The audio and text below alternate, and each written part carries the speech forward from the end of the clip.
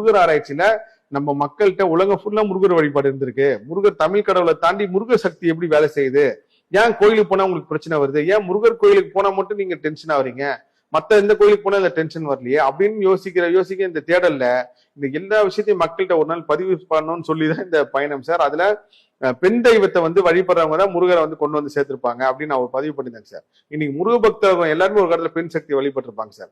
Include Bogar வரைக்கும் sir. போகருக்கு Bhuvaneswari அம்மன் தான் வழிபாடு பண்ணியிருக்காரு. புவனேஸ்வரி அம்மன் தான் நீ இந்த மாதிரி நவபாச சிலை ஞானத்தை கொடுத்து எந்த சிலை செய்யறப்போ முருகர் சிலைன்னு உத்தரவு கொடுத்திருக்காங்க. அதனால இப்ப நீங்க பழனியில போனீங்கன்னா போகர் சன்னதியில புவனேஸ்வரி அம்மனோட வழிபாடும் அவர் வழிபட்ட மரகதலிங்கமும் இருக்கும். சோ இந்த பெண் சக்தி சார்ந்த எல்லா விஷயங்களும் பெரிய தொடர்புங்க சார். நம்ம இன்னைக்கு நேத்து முருக பக்தரா இருக்கோம், வராகி அம்மனை கும்புறோம் அப்படிலாம் கிடையாது சார். இது ஒரு பைக் பர்த் கண்டினியூட்டிங் சார். எப்படி இந்த ஏரியால ட்ரெயின் ஏறினா அங்க போய் நம்ம இறங்கி போவோம், அந்த மாதிரி நம்ம வாழ்க்கை பயணம் ஃபுல்லாவே நம்ம ஒவ்வொரு கட்டத்திலயும் ஒவ்வொரு தெய்வத்தை மாத்திரம்ல சார். இதுவும் பர்த் கண்டினியூட்டி தான். ஆனால் இந்த முருக பக்தியில நீங்க கண்டிப்பா பிறந்ததுல இருந்து சாகிற வரைக்கும் ஏதோ ஒரு வகையில நீங்க முருகனை கும்பிட்டீங்கன்னா ஆல்ரெடி உங்க முன்ஜென்மத்தில் முருகனை வழிபட்டாலும் இந்த பர்த்ல உங்களுக்கு கும்பிடுறீங்க.